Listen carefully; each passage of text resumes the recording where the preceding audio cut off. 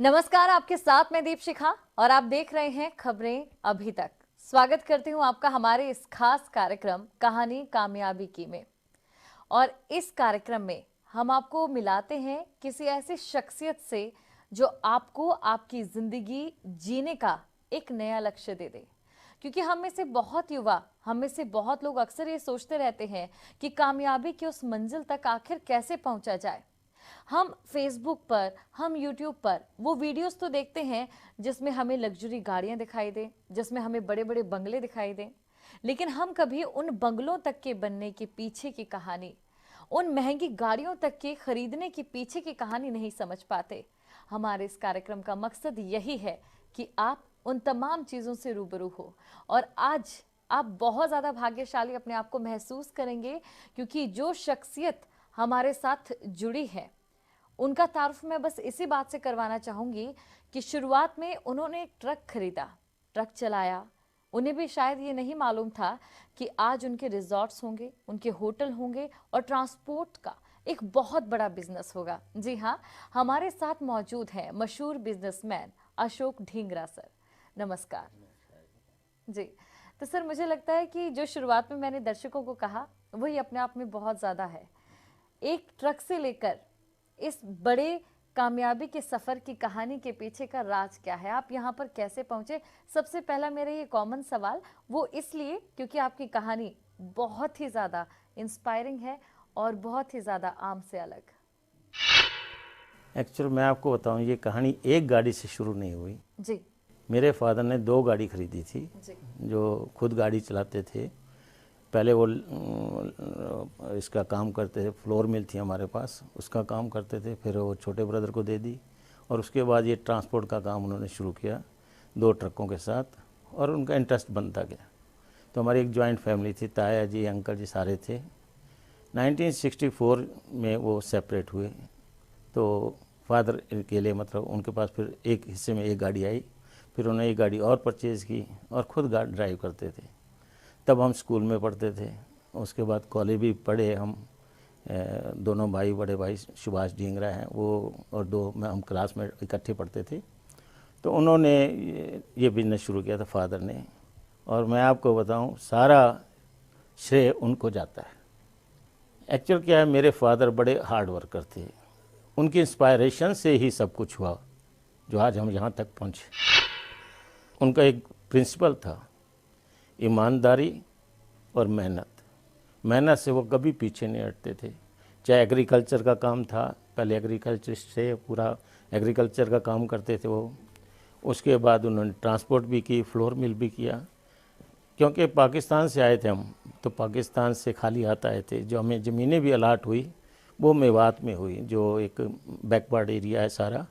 और ज़मीनों के बग़ैर हार्डशिप के वहाँ फसल नहीं हो सकती थी, क्योंकि कोई पानी की सुविधा नहीं, कोई नहर नहीं, कुछ नहीं। तो उन्होंने मेहनत की वो, ठीक है।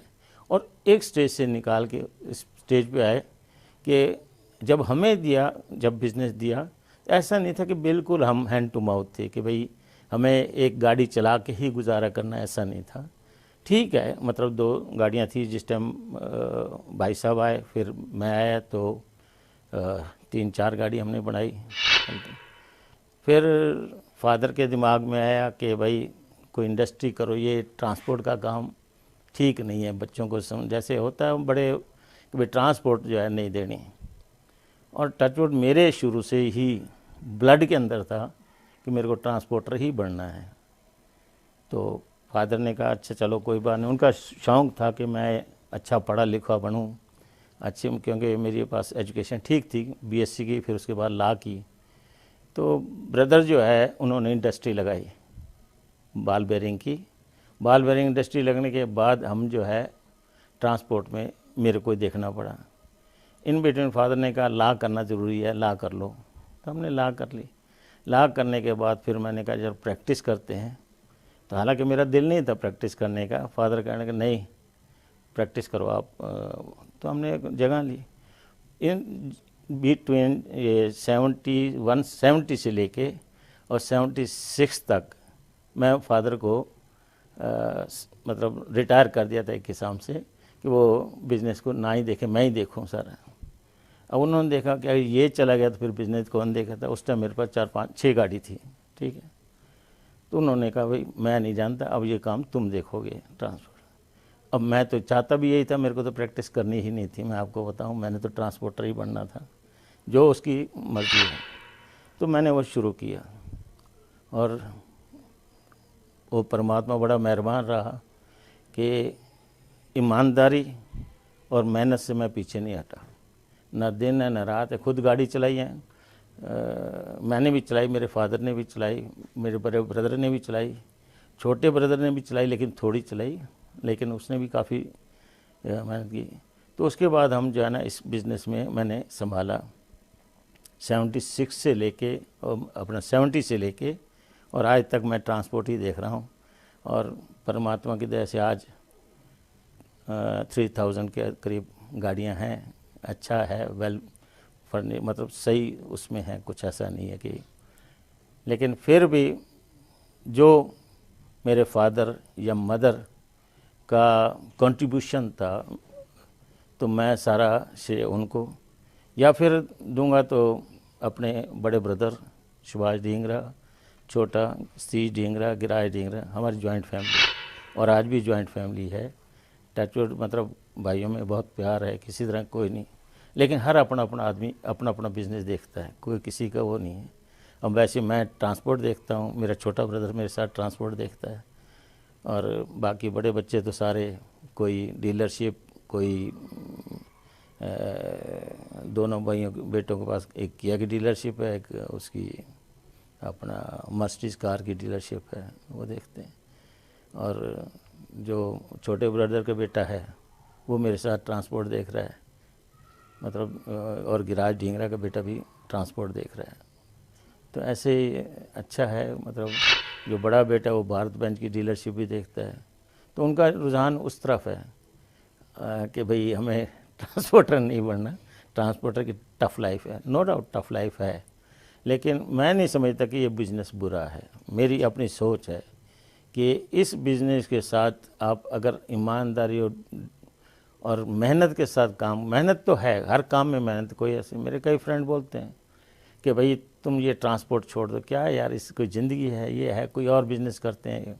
मैं कहा नहीं, मेरे को तो एक ही बिज़नेस शौक़ था, वो अपना पूरा किया है और जितने तक चाहिए था मैं उतने तक पहुंचा हूँ। मेरे को कोई तकलीफ, उस परमात्मा ने मेरे पर बहुत कृपा की है कि भाई किसी चीज़ की कोई कमी आई हो या नहीं, हर चीज़ पे हाँ मेहनत करने में ना मेरा दिन था ना रात था। जिस टाइम आए, चाहे रात के हम दिल्ली से आते थे 12-1 बजे आते थे घर पे। तो ये वाइन का काम था हमारा, भाई साहब वाइन की होलसेल डीलरशिप थी उनके पास। तो ये एक डीलरशिप और ले लेते हैं, अब अच्छा ठीक कमाएं, क्या फ़ायदा है। मगर भाई साहब मैं नहीं करूँगा, मैं तो ट्रांसपोर्ट है तो ट्रांसपोर्ट ही देखूँगा, मेरा कोई और चाहे मेरा फ्यूचर कैसा भी है आई डोंट, मेरे को ठीक है। आपकी मार्केट में कोई रिस्पेक्ट नहीं होती जितनी एज ए बिजनेसमैन इंडस्ट्रियलिस्ट की रिस्पेक्ट होती है। आज तो खैर ट्रांसपोर्ट को इंडस्ट्री एरिया का वो दे दिया है खिताब दे, अदरवाइज ट्रांसपोर्टर को कोई मायने नहीं रखते थे। इवन मैं आपको बताऊं कोई शादियां भी नहीं करते थे ट्रांसपोर्टर के साथ। हाँ ये पुरानी थी कि ट्रांसपोर्टर का नाम सुनते ही कि आम आदमी ऐसे कहते ये तो बदमाश, गुंडे, लुच्चे लिफंगे सारे बदमाश यही होते हैं, लेकिन ऐसा नहीं होता। सर अभी तक जो मैंने आपसे बात की, एक चीज़ मैं यहाँ पर महसूस कर पाई, एक पारिवारिक इमोशनल टच आपकी ज़िंदगी में हमेशा रहा, खासकर बात अगर आपके पिताजी की जाए, और इस बीच एक आपका पैशन भी रहा। आजकल की इस यूथ में शायद बहुत सारे दर्शक देख रहे होंगे कि पारिवारिक प्रेशर उनके ऊपर होता है, इमोशनल टच की जगह पारिवारिक प्रेशर अब बढ़ चुका है। वहीं दूसरी ओर अब लोग पैशन जो फॉलो करने की बात करते हैं, वो पैशन उनकी कामयाबी की ओर उन्हें लीड नहीं करता, उनकी कामयाबी तक वो नहीं पहुंचाता है। आपके इस पैशन में और उनके उस पैशन में आपको क्या लगता है, क्या अंतर होगा? मैं तो एक सोचता हूँ कि ये हर एक की सोच में फ़र्क है। अगर किसी चीज़ को, जैसे पारिवारिक प्रेशर आप बोल रहे हो, अगर कोई समझता है कि भाई मेरे पास पारिवारिक प्रेशर है, मैंने सिस्टर की शादी करनी है, दूसरे काम है, ये चीज़ लेना है, वो चीज़ लेना है, भूल जाइए। आपका काम है सिर्फ जैसे गीता में लिखा है कर्म करना है। आप कर्म करते जाइए, वो सब ठीक करेगा, ये मेरी गारंटी है। हमारे पे प्रेशर नहीं है, कई बार प्रेशर आता था, कई बार ऐसे एक्सीडेंट हो जाती थी, गाड़ी आदमी सर्वाइव करना भी भारी होता है। सोचता था कि यार कैसे होगा। अब मैं आपको अपनी लाइफ की एक थोड़ी सी छोटी स्टोरी सुना देता हूँ। एक बार मेरे पास टोटल उस टाइम 6 ट्रक थे या 7 होंगे, 7 ट्रक थे, जिसमें 3 ट्रकों का मेजर एक्सीडेंट हो गया, जिसमें 2 ड्राइवर की डेथ हो गई।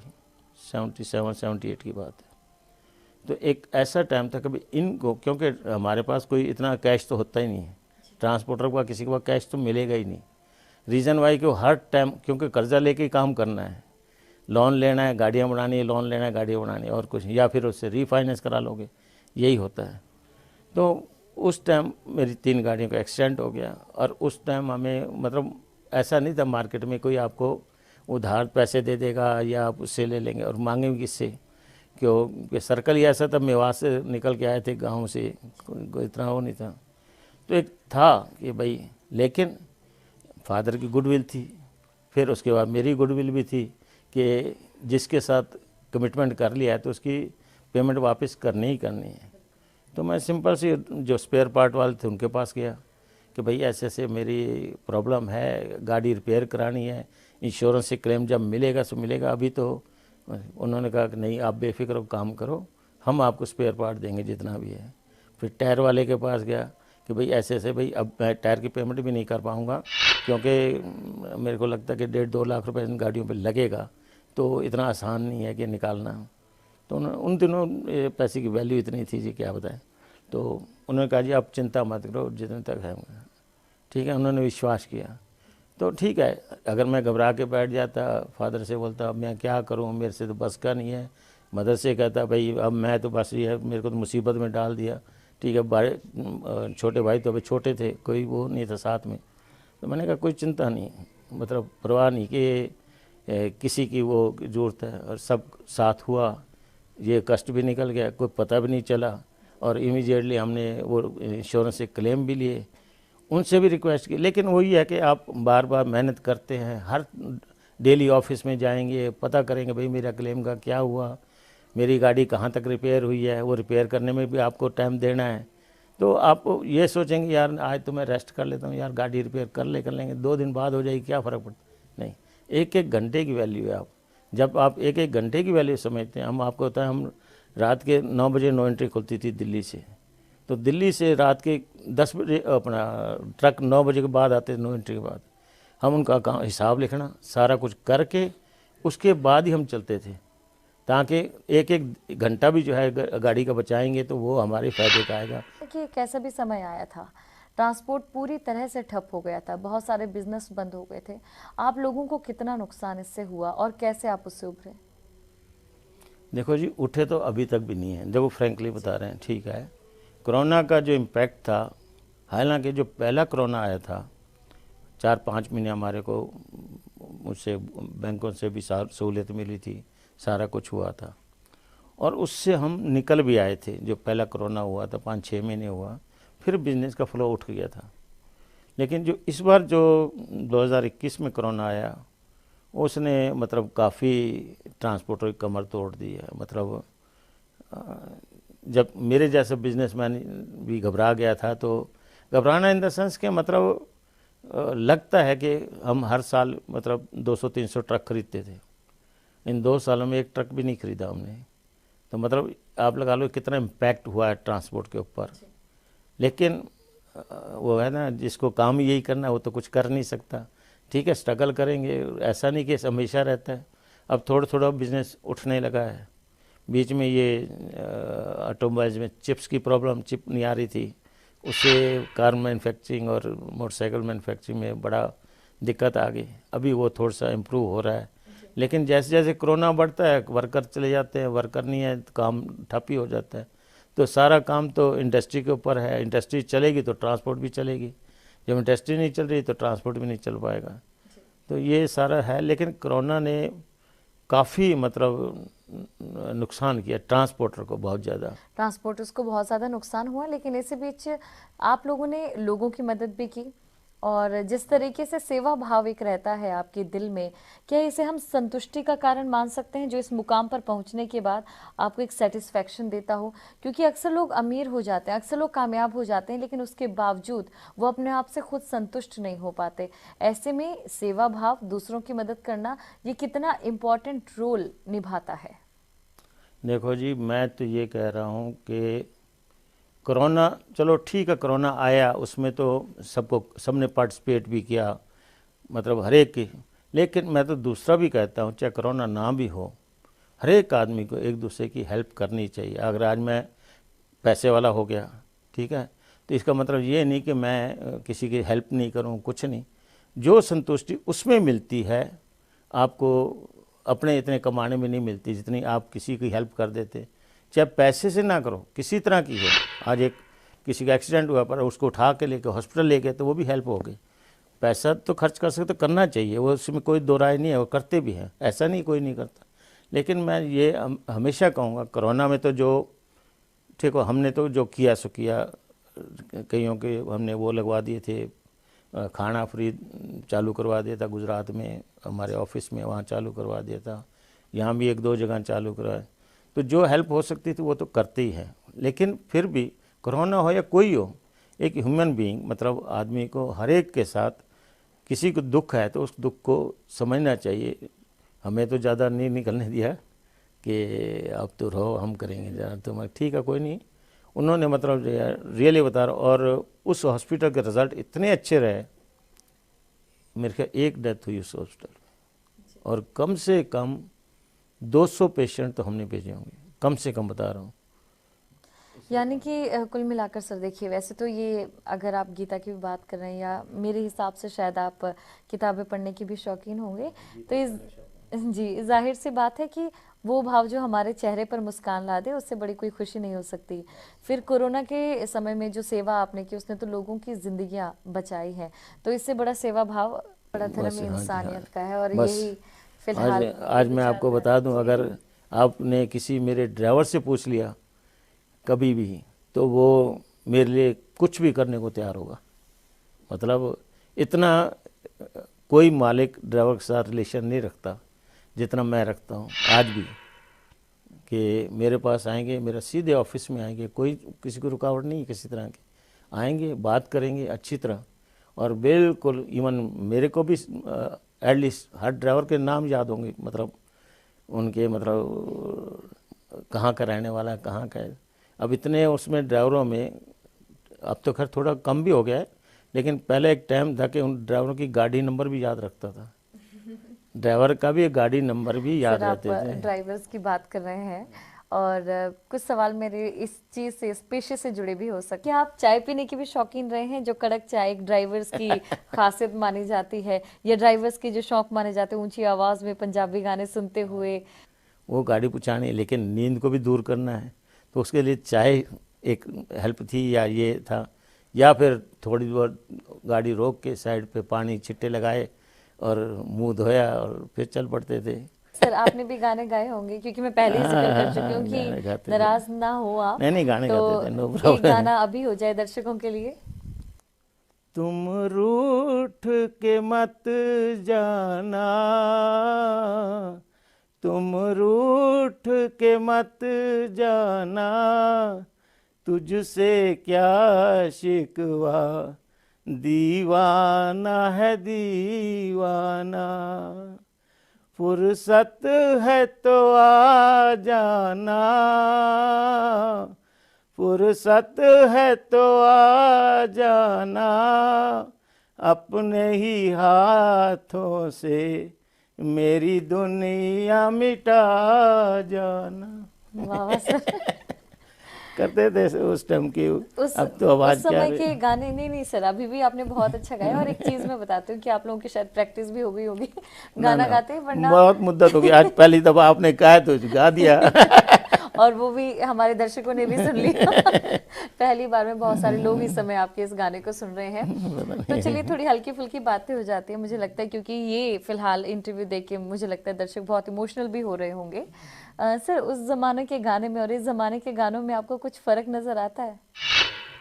जैसे कि आजकल तो इतनी आवाज़ खोल के सुनते हैं गाने जिसका हिसाब नहीं। और पहले तो हमारे यहाँ तो इतना म्यूज़िक होता नहीं था, तो म्यूज़िक ज़्यादा है, आवाज़ तो पता ही नहीं चलती कहाँ जा रही है कहाँ नहीं जा रही है। तो वहाँ हर एक का टाइम है। देखो जी, मैं आपको ये बताऊँ, हमें उस टाइम अच्छे गाने लगते थे, आज बच्चों को ये गाने अच्छे लगते हैं। आज मैं गाड़ी चला रहा हूँ, गाड़ी में बैठा हूँ, तो छोटा बेटा भी होगा ना, पापा ये गाना नहीं चलाना आप, हमारे गाने तो चलेंगे ही नहीं, उनके चलेंगे जो आजकल के जो सिंगर है, मेरे को तो नाम भी याद नहीं है, तो उनके गाने सुनते हैं। तो मेरी कार में नहीं बैठेंगे, अगर मैं वो गाने चलाऊँगा तो फिर वो ठीक है। तो उनका है। बिल्कुल, और परिवर्तन ही संसार का नहीं अच्छा है। देखो ये तो चेंज है। आज हमारे टाइम क्या होता, हम उसको लेके चलेंगे नहीं, जो आज बच्चे ये कर रहे हैं वो शायद हमारे से बैठ रहे हैं, अगले उनके बच्चे हैं उनसे और ज़्यादा करेंगे। तो ये तो परिवर्तन है, इसमें कोई वो नहीं होना चाहिए और खुशी खुशी से एक्सेप्ट करना चाहिए। सर, मैं चाहती हूँ कि हमारी ये बातें लंबी चले, लेकिन समय की ज़रा कमी है हमारे पास, इसलिए मेरा आखिरी सवाल है आपसे, और जाते जाते एक संदेश मैं चाहती हूँ कि आप हमारे दर्शकों को दें, जिसके बारे में हम बात कर चुके हैं और जिसके बारे में शायद मुझे लगता है कि हर एक इंसान को समझना चाहिए। सर, अक्सर ये होता है कि आजकल की जो युवा पीढ़ी है या फिर आजकल के जो लोग हैं वो अमीर दिखने पर ज़्यादा फोकस है बजाय अमीर बनने के, तो किस तरीके से उन्हें इस विचारधारा से हटने की ज़रूरत है? देखो जी, अमीर बन गया तो उसको दिखाने की तो जरूरत ही नहीं है, ठीक है ना। जब आप हर एक जानता है फाइनेंशियल रिच है नहीं है, उसको दिखाने की जरूरत नहीं पड़ती। दिखावा वो करते हैं जो अमीर होते ही नहीं है, उनको दिखावा करना पड़ता है कि भाई हाँ मैं ये हूँ, मेरे पास इतना है, होता कुछ भी नहीं, और होगा तो क्यों दिखाएगा, ठीक है। और मैं ये कह रहा हूँ दिखाने की ज़रूरत ही क्या है। एक आदमी का मन सच्चा है, सबसे बड़ी चीज़ वो है, आपका दिल सच्चा है, आप उसको धन मानो ना, क्यों इस पैसे को मानते हो, इस पैसे की तो वैल्यू क्या है, छोड़ के चला जाना। लोग क्या याद रखेंगे, आपकी अच्छाइयाँ याद रखेंगी, जैसे आज भी हम अपने फादर की अच्छाइयाँ याद रखते हैं, ठीक है। तो सिंपल सी बात है कि ये दिखावा करके आपको कुछ मिलने, आज मैं इतनी बड़ी कार में जा रहा हूँ इतने में, तो उससे पूछेंगे जो छोटी सी कार में भी जा रहा होता है, ठीक है, इसका नाम है, इसके वैल्यू पड़ती है, ये मैं नहीं कहता कि नहीं है, कि भाई अगर धनवान आदमी और एक साइकिल पे जा रहा हो और ये कहे जी मैं धनवान हूँ साइकिल पे जा रहा हूँ, तो वैल्यू मानेगा कोई नहीं उसको कि यार धनवान है तो साइकिल पे क्यों जा रहा है, ठीक है नहीं। तो उस स्टेटस को थोड़ा बहुत तो मेंटेन करना होता है, लेकिन आप ये स्टेटस को ही मेंटेन कर लेते हो कि भाई मेरे को तो धनवान की वही दिखाना ही दिखाना है हर टाइम, कि भाई उसी तरह के कपड़े दिखाने, और आजकल ब्रांडेड कपड़े डालो, ब्रांडेड घड़ी डालो, ब्रांडेड ये डालो, क्या फ़र्क पड़ता है, कोई फ़र्क नहीं पड़ता। अगर आपकी अंदर से अच्छा हुआ तो हर आदमी जानता है। आप एक बिजनेस में हैं, आपका पहचान सिर्फ आपके काम से है, पैसे सिर्फ दूसरे हैं जिसको आप शो नहीं कर सकते, वो दिखावा है वहाँ। उस काम को अच्छा करोगे, आपको किसी कंपनी में जाओ, आपको सर्विस से प्रायोरिटी मिलेगी, ना कि आप जाओगे काम सूटी बूटी कई कपड़े डाल के जाओ, कोई वहाँ जाके बैठो तो वो कहेगा यार ये वहाँ DGFC से आ रहे, छोड़ो यार इससे क्या बात करनी, सारा सर्विस तो देता ही कुछ नहीं है, पहनने को तो ब्रांडेड डाले हुए, उसकी क्या वैल्यू है। तो ब्रांडेड वहाँ चलेगा जहाँ आपकी सर्विस अच्छी बोल रही है, चाहे ब्रांडेड डालो या ना डालो कोई फ़र्क नहीं, लेकिन ठीक है उसमें एक अलग सी पहचान हो जाती है, यार देखा अगले स्टेटस बना हुआ है ऐसे, तो उसकी भी वैल्यू है, ऐसा नहीं है। लेकिन इसी को वैल्यू समझना ये बेवकूफ़ी, मैं नहीं समझता कि। शुक्रिया सर हमारे साथ जुड़ने के लिए, और ये बहुत अमूल्य मैसेज जो आपने फिलहाल दर्शकों को दी, और हो सकता है कि वो अपने जीवन में अगर मोटिवेटेड नहीं है तो इसे देखकर मोटिवेटेड हो जाए, या फिर अगर उन्हें अपनी कामयाबी का रास्ता ना मिल रहा हो और उन्हें बहुत कुछ करना हो, तो शायद कहानी कामयाबी की में ये वाला एपिसोड देखकर आपको ज़रूर ये लगे कि कौन से कदम आपको उठाने चाहिए। अब मुझे दें इजाज़त और आप बने रहें खबरें अभी तक के साथ। नमस्कार।